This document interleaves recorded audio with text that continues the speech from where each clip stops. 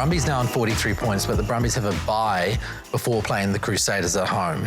The Crusaders have the Landers at home and then the Brumbies away. If they'd got that bonus point, they could have in some ways afforded to lose to the Brumbies later on. As long as they picked up another one against the Highlanders, you know, no, like it's quite a big luxury at all. And then you've got the Chiefs who are at home against MP. Not an easy game, but one you'd expect them to win based on how they've performed this season. And then they've got the Highlanders away. So there are no absolute givens there. Given that, and you look at that table, Brumbies 43, Chiefs 41, Crusaders 41. Chiefs and Crusaders have a game in hand. What do you think happens? I still feel like the Crusaders are potentially in the box seat in terms of their ability to get a bonus point. Like the Brumbies, although they're winning, you know, it's not, they haven't been as clinical as they like. You'd like to think Crusaders at home, they'll get one there. That last round for the Chiefs is where I suppose it's going to really be tested. I still think it's up in the air. I can't really give you an answer. In terms of, I would have said the Chiefs normally because Canberra's a hard place to go, but I still think there's a hell of a lot to like around the way they fronted up against the Waratahs. On the road, the Crusaders fronted up. So I do think it's between those two. Obviously, I don't think the Brumbies with the bye can catch them, but I can't decide. I think this weekend will make it very clear where things are going to go. I'm backing the Crusaders to beat the Brumbies in Canberra. Obviously, they'll get a bit of kettle back, and I just think at that time of the year, they've had some success in Canberra. So I just think it's between the Chiefs and the Crusaders for that top spot. And, you know, I think their bonus points really going to hurt them because I think obviously Moana Pacifica, I think that's going to be a good game. I think getting a bonus point in general in these last two games it might be the winning. Any Jamie Joseph coach side, you know, like we saw on the weekend, they're not going to go away. They certainly won't want to finish at the bottom of the table. So I do think it's going to prove a little bit harder than people may think around getting bonus points and even wins against the Highlanders side. I was on the phone to Sky Sport commentator Jeff McTainch, who's, you know, a Highlanders man through and through earlier today. And I was taking the piss out of him. I was saying, are the Highlanders the best ever worst team in Super Rugby? and you know, they're 11th on the table. They're coming dead last.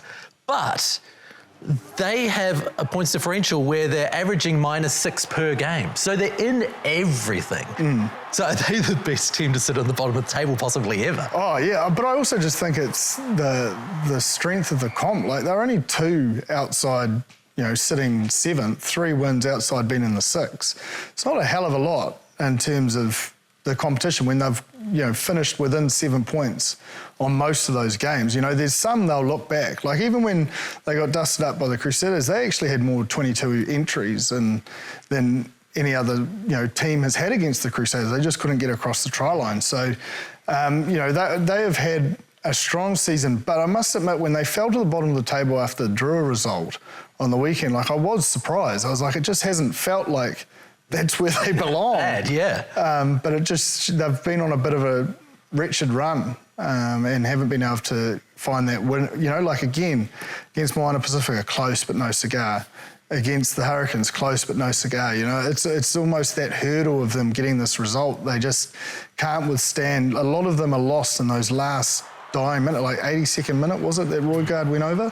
You know, they'll be frustrated by that they haven't been able to close games out. But to answer your question, yeah, I would say they're the best side to ever be sitting at last. Yeah, it's a hell of a thing because I spent a bit of time there too, so and dead last. Yeah, dead last. So yeah. Yeah, speaking of the Blues, they're looking real good.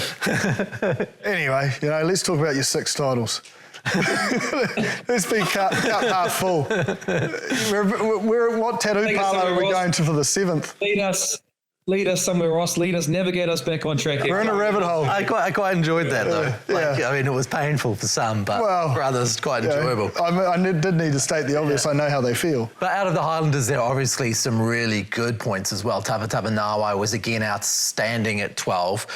And you're a big fan of Raitamataviki-Nikins. I just think, since coming back from his neck injury, coming back from it, but the courage he's shown in the collision area, his speed, but the balance of his game in terms of his kicking, like whether it's contestable kick he chases on his own, whether it's territorial, the effort that he puts into a kick chase when someone else, like he is just flying down the field, backfield coverage.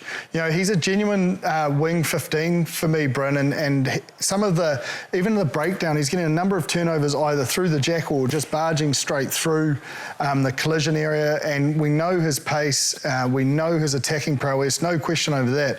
But the balance of his game and the growth in his game defensively and via the boot, I don't know how you ignore it. For someone that's come off a short run-up after a neck injury, a serious neck injury, you can't not sit up and watch. Like I said to you on the phone last night when we were planning for the show, he's my new Roygaard. I'm getting captain of his fan club. Well, you got Roygaard into the All Blacks single-handedly. Well, I don't think I did. Eh? But I think he... in terms of his age, his maturity, his move to the Highlanders, I probably saw him as a winger, even when he played fullback at Taranaki, but the performance he's put in the 15 jersey at Super Rugby level, you just can't ignore it. The 14 role, Phil Jordan's going to be at fullback and Bodie's just seen as a fullback. Let's say this for argument's sake, then, who has that skill set of kind of what a Will Jordan was doing or a Ben Smith back in the day, or Israel Dag with that kind of skill set of not being the power winger? And we touched on Sean Stevenson. We've touched on Shea Fihaki as well, who's had that ability and has been in that All Black environment a little bit in terms of his skill set, his triple threat game, his courage in around the contact area, which you'd have to think would be questioned coming off a serious neck injury, which he had. So, look, I've been really impressed. So I agree with Jip. I think if you're going to have a skill set of what you're wanting of that kind of difference in terms of what that number 14 role has been for us previously, he definitely fits that mold and definitely can be, in conversation, definitely for that kind of role of what we've seen in the number 14 in previous years. Well, he's going well. Just stay back to the Highlanders for a second. Just bear with me here. They're coming last. Let's go back to I've mentioned. Sorry. But when you look above them on the table and you've got the drawer and the force, and then you think about the competition structure, and the competition structure has New Zealand teams playing each other twice and Australian conference teams playing each other twice. Acknowledging that... 3 games twice, so three teams twice. Twice. But New Zealand-based team for the Landers, Australian-based for... I mean, and I know the Aussies have been more competitive this year than in the past, and so you've got probably the Brumbies and the Reds games, which are far more difficult. If the Highlanders were on the other side of the draw, playing against, 2 games against the draw and 2 games against the force, chances are they're not last. No. So it feels like if this was a pure round robin, the Highlanders wouldn't be dead last. Again, is rugby overcomplicating this? If we can find a simple solution where right is right and a team can be found to be the right place on the table because they've played everyone and we understand what's going on. Brenna, are we overcomplicating this?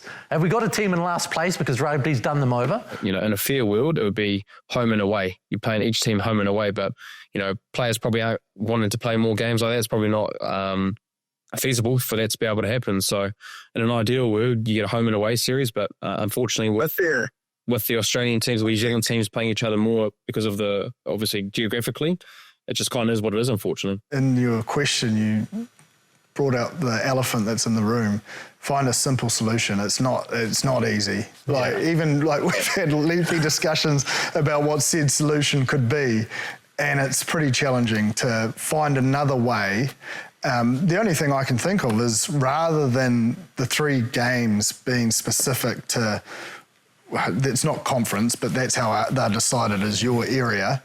Maybe just how the NPC does odds and evens and it's picked up that way from the table before. I don't know. I'm not savvy with coming up with draws, but I just think that the Aussies are playing well enough now for it to be a little bit more randomised. Yeah, I kind of feel like if you play a pure round robin, and then you get to the end of that pure round robin and the top 6 teams then get to all play each other again. If we need to have 16 rounds, if we need that much to get the appropriate broadcasting money and to get the appropriate everything that keeps the game afloat, why not then go to a Super 6 where you've got 5 more games as a top 6 team, you sort out who really is the best, you only play again the teams that are in that place, and then you go to your quarterfinals for knockout.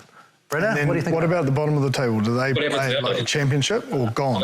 I mean, they can play off for a cup if you want to keep the fans involved, or you can be cutthroat. I'd tell you, a few national selectors wouldn't mind seeing those guys have a bit of footy. Yeah, well, maybe that's it. Maybe you do that. You Premiership, championship sort of thing. A bottom half of the table. Because 10 games is enough. Like, you just get culled out after 10 games. They'll play in other competitions. we don't want to put them in that position. I like that top 6 idea, play an extra 5, and then there's a championship for the bottom.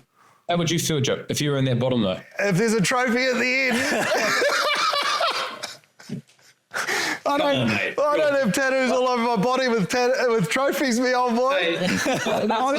Hey, mate, you still enjoyed that championship trophy for Harbour.